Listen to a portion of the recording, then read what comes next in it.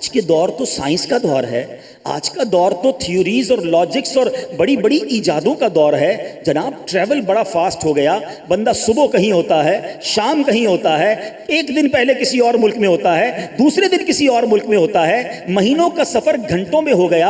اب چاند پر پہنچنے کی باتیں ہیں، تو ہو سکتا ہے آج کے دور کا کوئی سائنس کا اسٹوڈنٹ کہے کہ جناب آپ نے تو کہا جیسا دور ویسا معجزہ، تو بتائیے سائنس کا دور ہے، سپر سونک ایئر کرافٹ تیار ہو گئے ہیں، اب تو ایسے جہاز ہیں کہ جو آواز کی رفتار سے زیادہ تیز گزرتے ہیں۔ تھوڑا سا آپ کو بھی تجربہ ہوا ہوگا کہ کبھی کبھی جنگی جہاز ہمارے سر کے اوپر سے گزرتا ہے، جہاز نکل جاتا ہے، آواز تھوڑی دیر بعد آتی ہے۔ اس کا مطلب یہ ہے اس کی سپیڈ زیادہ ہے، آواز کی سپیڈ سے تیز رفتار ہے، جہاز نکل گیا، آواز بعد میں آئی۔ ایک اور تجربہ کر لیجئے گا، کبھی بجلی کڑکے، آپ دیکھیے گا بارش کے دنوں میں بادل جب کڑکتے ہیں نا اور آپ کو آسمان پر بجلی نظر آئے، اس کی چند سیکنڈز کے بعد آپ کو اب اس کی جو گرج چمک ہے وہ سنائی دے گی۔ تو اس کی وجہ پتہ ہے کیا ہے؟ روشنی کی رفتار تیز ہے، اس لیے دیکھ آپ نے پہلے لیا، آواز تھوڑی دیر بعد پہنچی، اس کی رفتار سلو ہے۔ مگر کمال یہ ہے آج کے دور میں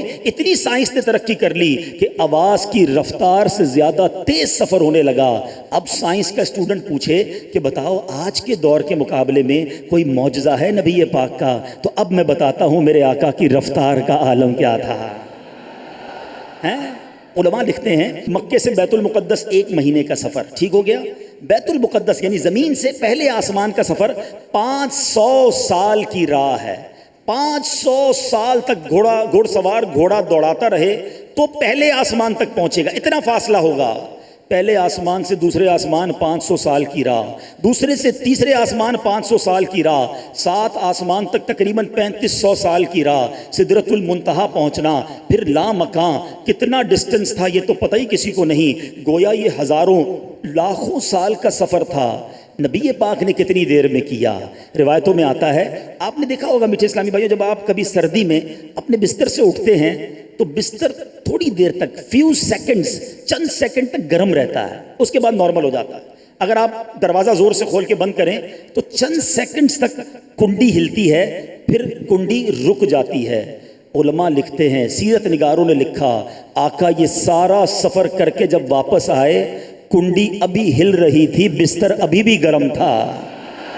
گویا یہ ہزاروں لاکھوں سال کا سفر، بنا لو سپر سونک ایئر کرافٹ، کر لو جتنا تیز سفر کرنا ہے۔ رب نے جب اپنے حبیب کو بلایا ہے تو ایسے بلایا ہے کہ سارا سفر کر کے آ گئے ہیں اور بستر گرم ہے، کنڈی ہل رہی ہے۔ اگر کوئی لاجک تلاش کرنا چاہے، عقل سے پوچھنا چاہے یہ کیسے ممکن ہے؟ اللہ کے بندوں، جو رب کن کہے تو چیز ہو جاتی ہے۔ جو 6 دن کے اندر پوری کائنات بنا سکتا ہے، اگر وہ اپنے بندے کو سیر کرانا چاہے، سفر کروانا چاہے اور پلک جھپکنے میں کرا دے تو اس کی قدرت کے آگے کیا ممکن نہیں۔ اور اب سنو عشق والا جواب، اگر میری اور آپ کی گھڑی میں سیل ہوں، سیل نکال لیں، گھڑی رک جاتی ہے، پھر سیل لگا دیں تو ٹک ٹک ٹک کر کے گھڑی چلنا شروع ہو جاتی ہے۔ عشق والوں کا جواب یہ ہے، آقا تو جانے جہان ہے نا، کائنات کی جان ہے نا، جب جان ہی چلی گئی تھی تو کائنات رک گئی تھی، آقا تشریف لائے کائنات نے پھر چلنا شروع کر دیا۔ اے سیدی اعلیٰ حضرت سے پوچھو، کہتے ہیں وہ جو نہ تھے تو کچھ نہ تھا، وہ جو نہ ہو تو کچھ نہ ہو، جان ہے وہ جہان کی، جان ہے تو جہان ہے۔